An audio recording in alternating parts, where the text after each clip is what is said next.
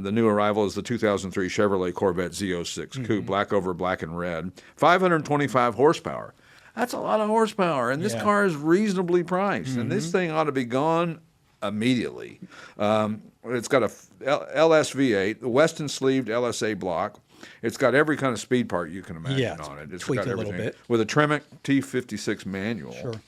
And a racy interior.